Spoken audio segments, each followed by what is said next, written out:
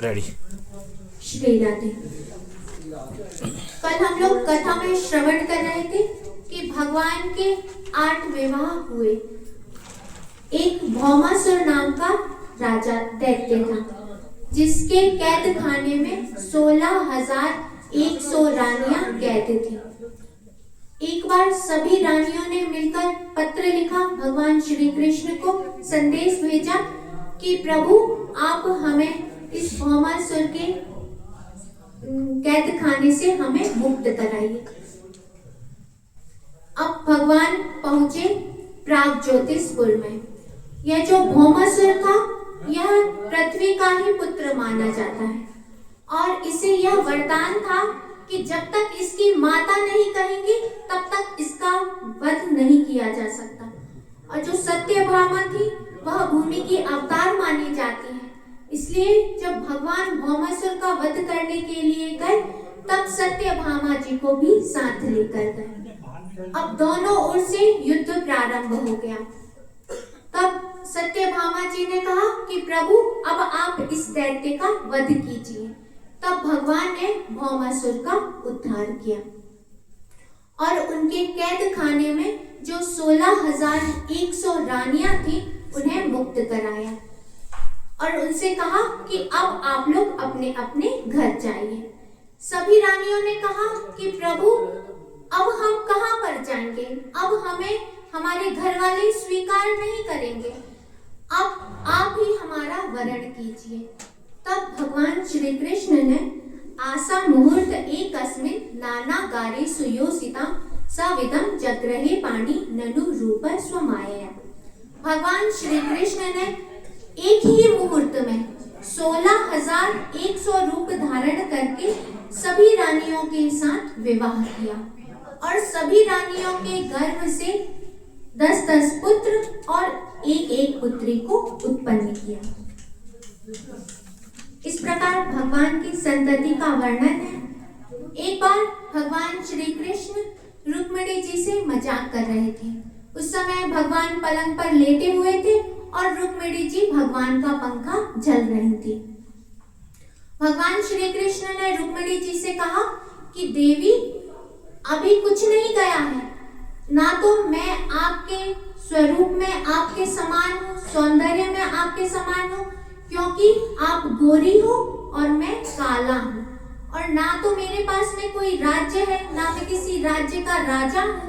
और आपसे तो विवाह करने के लिए बड़े बड़े राजा तैयार थे, लेकिन आपने उन सभी को छोड़कर मुझसे विवाह किया। अब आप ऐसा करिए, अपने अनुरूप किसी वर का चयन कीजिए। जैसे ही रुक्मिणी जी ने भगवान के इस वचन को सुना तो रुक्मिणी जी मूर्छित होकर गिर गई।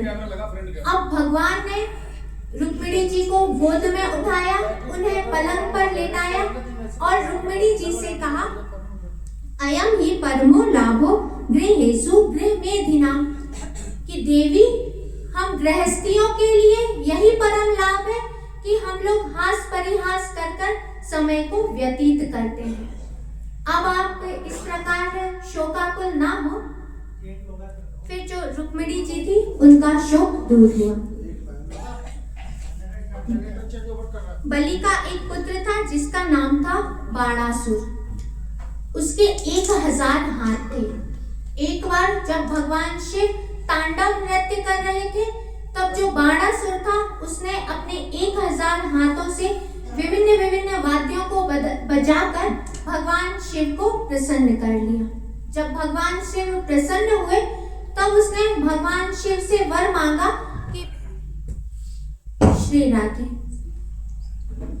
भगवान शिव से वर मांगा कि प्रभु अब आप मेरे राज्य की रक्षा कीजिए। अब भगवान जो बाणासुर था उसके राज्य की रक्षा करने लगे। उसकी एक पुत्री थी जिसका नाम था उषा। उसने एक बार स्वप्न में किसी दिव्य पुरुष का दर्शन किया और जैसे ही उसका दर्शन किया और उसकी आंखें खुल गईं और वह व्याकुल हो गई और चारों ओर ढूंढने लगी। तब उसकी एक सखी उनके बाजू में सो रही थी जिनका नाम था चित्रलेखा। वह योगिनी थी। उन्होंने पूछा कि उषा आप किसके लिए व्याकुल हो रही हैं, यहाँ पर तो कोई भी नहीं है। तब उसने कहा कि मैंने अपने स्वप्न में एक दिव्य पुरुष का दर्शन किया है। अब जब तक वह मुझे प्राप्त नहीं हो जाएगा, जब तक मैं ऐसे ही व्याकुल रहूंगी। तब चित्रलेखा योगिनी थी, उन्होंने कहा कि मैं चित्र बनाती हूँ, आप बतलाइएगा कि वह पुरुष कौन है। अब जो चित्रलेखा थी, उन्होंने सभी देवताओं के चित्र बनाए, जितने भी दैत्य थे उनके चित्र बनाए, यक्षों के चित्र बनाए, मनुष्यों के चित्र बनाए, फिर लेकिन कोई भी नहीं मिला। फिर उन्होंने भगवान श्री कृष्ण का चित्र बनाया और फिर अनिरुद्ध का चित्र बनाया। जैसे ही अनिरुद्ध का चित्र बनाया, तब उषा ने कहा कि हाँ, यह दिव्य पुरुष यही है। अब जो चित्रलेखा थी वह योगिनी थी। अब वह आकाश मार्ग से गई द्वारिका में, और उस समय अनिरुद्ध जी अपने पलंग पर अपने सो रहे थे अपने महल पर। तब चित्रलेखा ने अनिरुद्ध को पलंग सहित लाकर उषा के महल में रख दिया।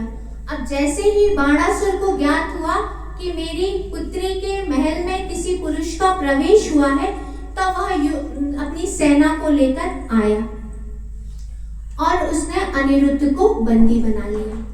अब नारद जी पहुंचे द्वारिका में, और नारद जी ने भगवान श्री कृष्ण को बतलाया कि आपका जो पौत्र है अनिरुद्ध, उसे बाणासुर ने कैद में डाल रखा है।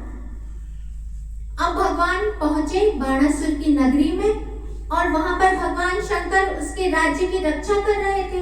अब भगवान शंकर का और भगवान श्री कृष्ण का युद्ध प्रारंभ हो गया। अब भगवान श्री कृष्ण ने भगवान शंकर के ऊपर जिम्नास्त्र का प्रयोग किया, जिससे भगवान शंकर को जम्हाई आने लगी। और जब तक भगवान शंकर जम्हाई ले रहे थे, तब तक भगवान श्री कृष्ण ने अपने सुदर्शन चक्र से जो बाणासुर थे उसके हाथों को काटना प्रारंभ कर दिया।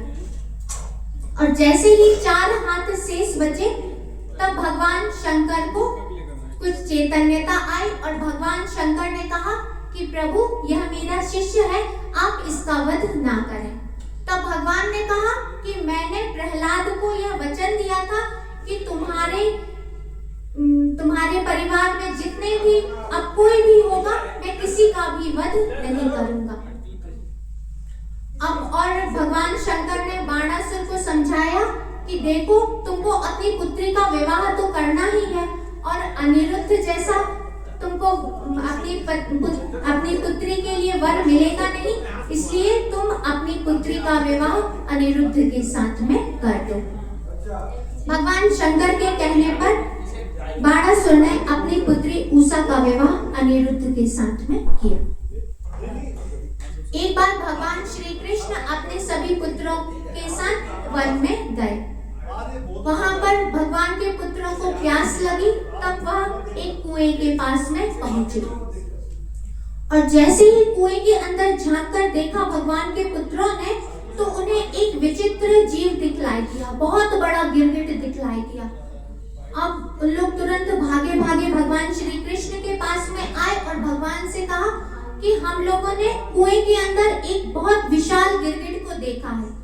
अब भगवान जैसे ही कुएं के पास में पहुंचे, और भगवान ने जैसे ही उस गिरगिट का स्पर्श किया, उसे निकालने का जैसे ही प्रयास किया, तो भगवान का स्पर्श उस गिरगिट से हुआ, तो वह अब गिरगिट की योनि से छूटकर दिव्य रूप धारण करके सबके सामने खड़ा हो गया। भगवान श्री कृष्ण ने पूछा कि आप कौन हैं और इस गिरगिट की योनि में क्यों आए थे? तब उसने कहा, रघु नाम नरेंद्रो हम मिच्छ वाकोतने प्रभु, मेरा नाम नृग है। जब भी आपने दानियों की चर्चा सुनी होगी, तब आपने मेरा नाम अवश्य ही सुना होगा। भगवान श्री कृष्ण ने पूछा कि तुमने ऐसा क्या दान किया है? तब उस राजा नृग ने कहा कि जितने आकाश में तारे हैं, जितने मेघमंडल में जितनी वर्षा की बूंदें हैं, और पृथ्वी में जितने रज कण हैं, उतनी गायों का मैंने दान किया है। भगवान ने कहा कि जब तुम इतने बड़े दानी हो, तो तुम इस गिरगिट की योनि में कैसे आए? तब उसने कहा कि मैंने एक बार एक गाय ब्राह्मण को दान की, लेकिन वह जो गाय थी वह उस ब्राह्मण के पास से छूटकर मेरी गायों में आकर मिल गई और भूलवश मैंने उसी गाय का दान दूसरे ब्राह्मण को कर दिया। अब जिस ब्राह्मण के पास से छूटकर गाय आई थी और जो ब्राह्मण को मैंने उस गाय को दिया था वह ब्राह्मण गाय को लेकर जा रहा था और जिस ब्राह्मण के पास से छूटकर गाय आई थी वह गाय को ढूंढता हुआ आ रहा था। अब दोनों ब्राह्मण रास्ते में मिले, तब दोनों कहने लगे कि यह गाय मेरी है, यह गाय मेरी है। तब दोनों ब्राह्मणों ने कहा कि चलो अपन राजा नृग के ही पास चलते हैं, अब वही निर्णय करेंगे कि यह गाय किसकी है। अब दोनों ब्राह्मण पहुंचे राजा नृग के पास में। अब दोनों ने पूछा कि यह गाय मेरी है, यह गाय मेरी है। तब राजा नृग ने कहा कि आप इस गाय को छोड़ दीजिए, इसके बदले में आप मुझसे और जितनी चाहे उतनी गाय ले लीजिए। लेकिन दोनों ब्राह्मणों ने कहा कि नहीं, हमें तो यही गाय चाहिए। अब राजा नृग निर्णय ही नहीं ले पाए और दोनों जो ब्राह्मण थे वह गाय को छोड़कर चले गए। अब जब राजा नृग की मृत्यु हुई और वह यमराज के पास में पहुंचे, तब यमराज ने पूछा कि आप पहले पुण्य का फल भोगेंगे कि पाप का फल भोगेंगे। राजा नृग ने पूछा कि मेरा पुण्य क्या है और मेरा पाप क्या है। तब यमराज ने कहा कि आपने असंख्य गायों का दान किया है, यह आपका पुण्य है, और आपने एक संकल्पित वस्तु को अपने पास ही रखा, उसका दान नहीं किया, यह आपका पाप है। तो आप बतलाइए कि आप पहले किसका फल भोगेंगे। राजा नृग ने सोचा कि मैंने अपने जीवन में एक ही पाप किया है, इसलिए मैं पहले अपने पाप का ही फल भोगूंगा। अब जैसे ही उसने यमराज से कहा कि मैं अपना पाप का फल पहले भोगूंगा, तो तुरंत ही वह गिरगिट का रूप धारण करके उस कुएं में आकर गिर गया। और अब वो जो राजा नृग है वह कह रहे हैं कि मैंने जितनी असंख्य गायों का दान किया है उसके पुण्य के फल स्वरूप मुझे आप भगवान श्री कृष्ण का साक्षात दर्शन हुआ। अब इससे बड़ा और मेरे लिए पुण्य क्या हो सकता है। इस प्रकार और जो राजा नृग थे अब वह भगवान के दिव्य लोक में चले गए। भगवान ने अपने पुत्रों को समझाया कि पुत्रों देखो, मैं हलाहल विष को विष नहीं समझता हूँ, क्योंकि हलाहल विष की चिकित्सा की जा सकती है। यदि कोई विष का पान कर लेता है तो उसको चिकित्सा, उसका इलाज करके उसको ठीक किया जा सकता है। और तो भगवान अपने पुत्रों को समझा रहे हैं कि देखो पुत्रों, ब्राह्मण की वृत्ति का, ब्राह्मण के धन का कभी भी हरण नहीं करना चाहिए, क्योंकि यदि ब्राह्मण के धन का कोई व्यक्ति हरण करता है तो उसका यह लोक तो बिगड़ता ही है, उसका परलोक भी बिगड़ जाता है और उसे 60,000 वर्षों तक विष्ठा का कीड़ा बनकर रहना पड़ता है। इसलिए पुत्रों, कभी भी ब्राह्मण की वृत्ति का हरण नहीं करना चाहिए। फिर उसके पश्चात एक बार बलराम जी को ब्रजवासियों की याद आई। तब बलराम जी ब्रज में गए, वहां पर सभी गोपियों से मिले, नंद बाबा से मिले, यशोदा मैया से मिले और अपनी गोपियों के साथ में दिव्य रास किया। जिस समय बलराम जी अपनी गोपियों के साथ में रास कर रहे थे, उस समय जो वरुण की पुत्री थी उन्होंने भी अपने पिता से कहा कि मैं भी बलराम जी के साथ रास में सम्मिलित होना चाहती हूँ। तब वरुण जी ने कहा कि ठीक है, जाइए, आप भी जाइए और बलराम जी के साथ में रास करिए। तब जो पुत्री थी वह गई, वरुण प्रेसिता देवी वारुणी वृक्ष कोटरात। तब जो वारुणी थी वह वृक्ष के कोटर से निकलकर भगवान बलराम जी के रास में सम्मिलित हुई।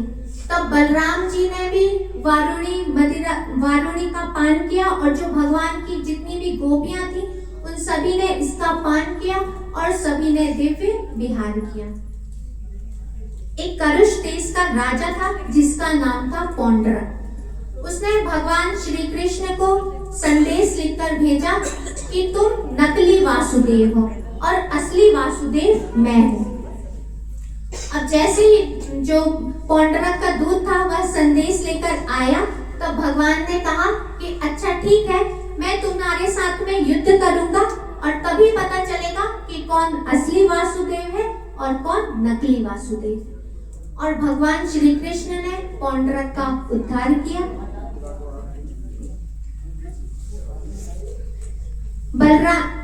बलराम जी ने एक द्विविद नाम का वानर था, उसका उद्धार किया। भगवान श्री कृष्ण का एक पुत्र था जिसका नाम था सांबो जाम्बवती सुता। जाम्बवती के पुत्र थे और जो सांब थे वह बहुत सुंदर थे। और जो दुर्योधन था उसकी पुत्री थी जिसका नाम था लक्ष्मणा। उसका स्वयंवर हो रहा था। तब यह जो भगवान का पुत्र था सांब, यह अकेले ही स्वयंवर में गया और सभी राजाओं के बीच में से लक्ष्मणा का हरण करके उसे अपने साथ ले जाने लगा। अब जैसे ही दुर्योधन और सभी कौरवों ने देखा कि यह तो लक्ष्मणा का हरण कर रहे हैं, तब सभी ने सांब को बंदी बना लिया और अपने कैद खाने में डाल दिया। अब बलराम जी को जैसे ही ज्ञात हुआ कि दुर्योधन ने हमारे पुत्र सांब को बंदी बना लिया है, तो बलराम जी तुरंत पहुंचे हस्तिनापुर और सभी कौरवों से कहा कि मेरे पुत्र सांब को मुझे लौटा दो। लेकिन कौरवों ने नहीं माना कि हम इस सांब को नहीं छोड़ेंगे, क्योंकि इसने भरी सभा में हमारी पुत्री का हरण करने का प्रयास किया। तब बलराम जी को क्रोध आया और बलराम जी ने कहा कि यदि तुम मेरे पुत्र सांब को और लक्ष्मणा को प्रदान नहीं करते हो तो मैं अभी अपने हल की नोक से इस पूरी हस्तिनापुर को ही गंगा जी में बहा दूंगा। और बलराम जी ने अपना हल निकाला और उसे हस्तिनापुर में जैसे ही गड़ाया तो जो हस्तिनापुर की भूमि थी वह एक ओर झुक गई। अब जितने भी हस्तिनापुर वासी थे सभी को जैसे कि भूकंप आ गया हो ऐसा आभास होने लगा। तब सभी ने एक साथ दुर्योधन से प्रार्थना की कि आप सांब को छोड़ दीजिए और लक्ष्मणा को भी उनको समर्पित कीजिए, नहीं तो बलराम जी पूरे हस्तिनापुर को ही गंगा जी में बहा देंगे। तब जो दुर्योधन था उसने सांब के साथ में लक्ष्मणा को बलराम जी को प्रदान किया। और जो हस्तिनापुर है वह आज भी एक और गंगा जी की ओर झुकी हुई आज भी दिखलाई देती है।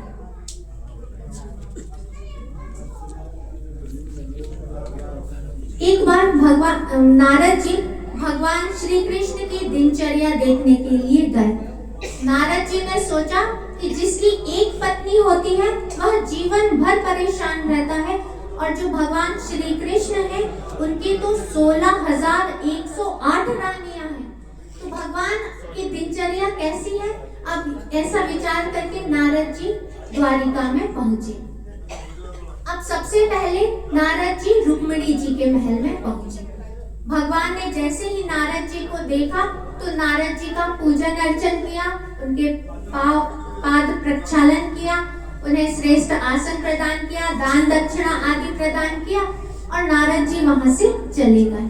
अब ऐसे करते करते नारद जी सभी रानियों के महल में जाते और सभी जगह भगवान श्री कृष्ण उन्हें अलग अलग कार्य करते हुए भी दिखलाई देते। कहीं पर तो भगवान अपने बालकों के साथ क्रीड़ा कर रहे हैं, कहीं पर अपनी रानी के साथ में मंत्रणा कर रहे हैं, कहीं पर देख रहे हैं नारद जी कि भगवान अपनी पुत्री का विवाह करके उनका दान कर रहे हैं, कहीं पर देखते हैं कि अपनी पुत्री को बुलाने के लिए तैयारी कर रहे हैं, कहीं पर देख रहे हैं कि भगवान सभा में बैठे हुए हैं, मंत्रियों से मंत्रणा कर रहे हैं। इस प्रकार विभिन्न महलों में भगवान भिन्न भिन्न कार्य करते हुए नजर आए। अब भगवान जो नारद जी थे वह पुनः रुक्मिणी जी के महल में पहुंचे। अब भगवान श्री कृष्ण ने नारद जी से कहा कि नारद जी इस बार आप बहुत दिनों के बाद में यहाँ पर आए, क्या बात है। नारद जी ने कहा कि प्रभु मैं तो द्वारिका छोड़कर अभी तक गया ही नहीं, क्योंकि भगवान तो रोज ही नारद जी से मिल रहे हैं, लेकिन भगवान ने जब अपनी माया दिखलाई, अब पूछ रहे हैं नारद जी से, तब नारद जी ने कहा कि प्रभु आपकी माया को आपकी लीलाओं को तो केवल आप ही जान सकते हैं। एक बार भगवान श्री कृष्ण अपनी सुधर्मा सभा पर बैठे हुए थे। नारद जी आए और नारद जी ने कहा कि नारद जी युधिष्ठिर जी का संदेश लेकर आए। नारद जी ने भगवान श्री कृष्ण से कहा कि प्रभु, जो युधिष्ठिर जी हैं वह राजसूय यज्ञ करना चाहते हैं। और उसी समय एक ब्राह्मण भी वहां पर आए और ब्राह्मण ने भी संदेश दिया कि अभी पंडित जी नहीं बैठे,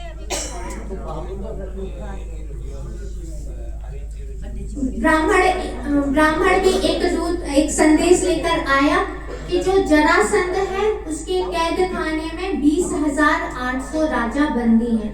सभी राजाओं ने एक साथ एक संदेश श्री कृष्ण को भेजा, तो जो ब्राह्मण थे वह भी राजाओं का संदेश लेकर भगवान श्री कृष्ण के पास में आए और उन्होंने कहा कि प्रभु, संदेश सुना रहे हैं राजाओं का कि प्रभु, यह जो जरासंध है इसने हम 20,800 राजाओं को बंदी बनाकर रखा है और जब हम 21,000 हो जाएंगे तब यह हम सबकी एक साथ बलि देगा।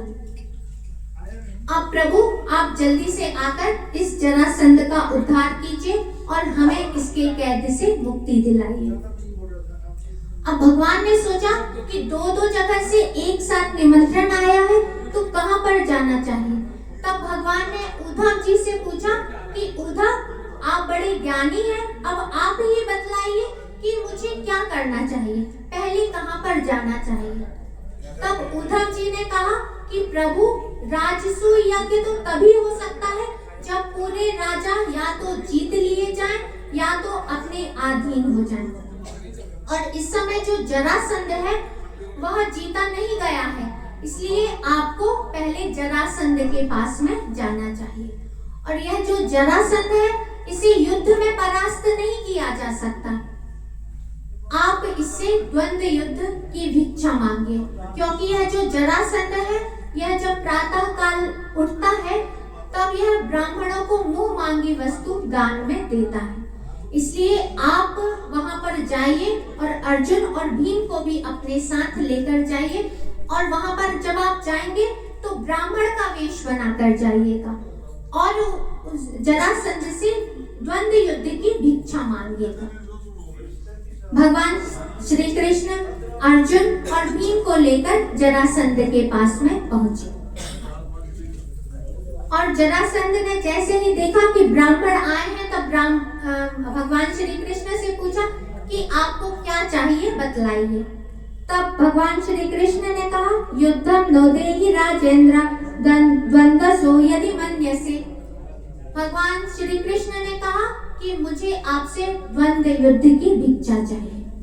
अब जैसे ही जरासंध ने सुना कि यह ब्राह्मण है और मुझसे द्वंद्व युद्ध की भिक्षा मांग रहे हैं, तब जरासंध ने कहा कि मैं आपको आपकी मुंह मांगी वस्तु मींस द्वंद्व युद्ध की भिक्षा देता हूँ, लेकिन आप मुझे सही सही बतलाइए कि आप लोग हैं कौन। तब भगवान श्री कृष्ण ने कहा, असो भृगोदरा पार्थ तस्य भ्रातार्जुनोऽयम् अन्योन्मातुलेयं मम कृष्णं जनिते रिपुं। भगवान श्री कृष्ण ने कहा कि यह भीम है और यह इनका छोटा भाई अर्जुन है और मैं आपका पूर्व शत्रु इनका ममेरा भाई श्री कृष्ण हूँ। अब जैसे ही जरासंध ने सुना कि यह श्री कृष्ण है जिसने 17 बार मुझे हराया और 18वीं बार युद्ध की भूमि छोड़कर यह भाग गया था, तब जरासंध ने कहा, मथुरां स्वापुरीं त्यक्त्वा समुद्रं शरणं गता। तब जरासंध ने कहा कि मैं तुम्हारे साथ युद्ध नहीं करूंगा, क्योंकि तुम युद्ध भूमि को छोड़कर भाग गए थे और तुमने मथुरा का त्याग करके समुद्र के किनारे अपना निवास बनाया है, इसलिए मैं तुम्हारे साथ युद्ध नहीं करूंगा। और यह जो अर्जुन है यह मेरे समान बलवान नहीं है, इसलिए मैं अर्जुन के साथ भी युद्ध नहीं करूंगा। भीमस तुल्य बलो मम, यह जो भीम है यह मेरे समान बलवान है, मैं इसके साथ भीम के साथ युद्ध करूंगा। अब युद्ध का समय तय हो गया। अब 27 दिनों तक द्वंद्व युद्ध होते रहा। दिन में तो सब लोग द्वंद्व युद्ध करते थे, लेकिन रात्रि के समय सब लोग मित्र पूर्वक रहते थे। अब जैसे ही 27 दिन समाप्त हो गए, तब भीम ने भगवान श्री कृष्ण से कहा, नासक्तो हम जरासंधम निर्जेतुम युधि माधवा। भीम ने कहा कि प्रभु, अब मैं जरासंध के साथ और युद्ध नहीं कर सकता। इसके साथ युद्ध करते करते मेरे एक एक नस नाड़ी ढीला हो गया है, अब मैं इसके साथ और युद्ध नहीं कर सकता। भगवान ने कहा कि अब कल और युद्ध करो, लेकिन जब तुम युद्ध करोगे तो जो तुम्हारी दृष्टि है वह मेरी ओर होनी चाहिए। अब जैसे ही प्रातः काल हुआ और जैसे 28वें दिन द्वंद्व युद्ध प्रारंभ हुआ, तब भगवान श्री कृष्ण ने एक तिनके को उठाया और उसे बीच से फाड़ दिया और फेंक दिया। अब भीम समझ गए, भीम ने पैतरा बदला और जो जरासंध था उसके एक पैर को अपने पैर से दबाया और उसे बीच से फाड़ दिया। अब यह जो जरासंध था यह बृहद्रथ का पुत्र था। इनके जो बृहद्रथ थे, इनकी 2 रानियां थी और इनका कोई पुत्र नहीं था। एक बार किसी ऋषि ने फल दिया और कहा कि अपनी रानी को खिला देना तो आपके यहाँ पुत्र होगा। तो 2 रानियां थी, लेकिन फल एक ही किया था ऋषि ने। तो जो बृहद्रथ थे उन्होंने आधा आधा फल अपनी दोनों रानियों को खिला दिया, जिससे दोनों रानियों ने आधे आधे पुत्र को जन्म दिया। अब रानियों ने देखा कि यह तो मांस के लोथड़े के समान है, कहीं हमारे राज्य में कोई अकाल ना पड़ जाए, इस आशंका से उन जो पुत्र थे उन्हें जंगल में फिकवा दिया। उस जंगल में एक जरा नाम की राक्षसी रहती थी। उस राक्षसी ने देखा कि 2 बालक के आधे आधे शरीर पड़े हुए हैं, तब उसने दोनों भाग को उठाया और जोड़ा और जी जी जी किया, जिससे जो बालक था वह जी गया। इसलिए उस पुत्र का नाम हुआ जरासंध, क्योंकि जरा नाम की राक्षसी ने दोनों की संधि की थी, इसलिए उस पुत्र का नाम हुआ जरासंध। तो जो जरासंध था उसका पूरा जो शरीर था वह वज्र के समान था, लेकिन जिस भाग बीच से संधि हुई थी वह भाग कमजोर था। भगवान श्री कृष्ण इस बात को, इस रहस्य को जानते थे और भगवान श्री कृष्ण ने जरासंध का उद्धार करवाया।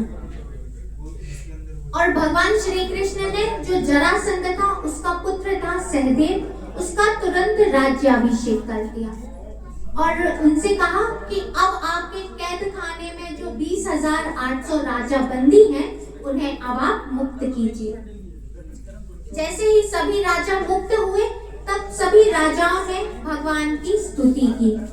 कृष्णाय वासुदेवाय हरिये परमात्मने प्रणत क्लेशनाशाय गोविंदाय नमो नमः। सभी ने भगवान श्री कृष्ण की स्तुति की। तब भगवान श्री कृष्ण ने कहा कि अब आप लोग अपने अपने राज्य में जाइए, और जो युधिष्ठिर जी हैं वह राजसूय यज्ञ कर रहे हैं। तब आप सभी युधिष्ठिर जी के राजसूय यज्ञ में सम्मिलित होइएगा। अब राजसूय यज्ञ प्रारंभ हुआ और राजसूय यज्ञ में यह बात छिड़ी कि सबसे सर्वप्रथम पूजा किसकी की जाए। तो जो जरासंध का पुत्र था सहदेव, उसने कहा कि अग्र पूजा के अधिकारी तो भगवान श्री कृष्ण ही है। अब जैसे और सभी राजाओं ने जो सहदेव था उसके बाद का समर्थन किया, तो जो शिशुपाल था उसने वह भगवान को गालियां देने लगा। अब गाली देते देते देते 100 हो गई। जैसे ही 101 हुई तो भगवान श्री कृष्ण ने अपने सुदर्शन चक्र से जो शिशुपाल था उसका वध कर दिया। और जैसे ही शिशुपाल का वध हुआ तो जो शिशुपाल की ज्योति थी वह भगवान श्री कृष्ण में मिल गई।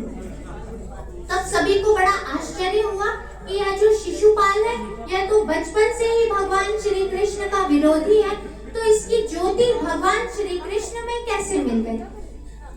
तब नारद जी ने बतलाया कि यह कोई साधारण शिशुपाल कोई साधारण व्यक्ति नहीं है, यह भगवान के पार्षद जय और विजय ही है।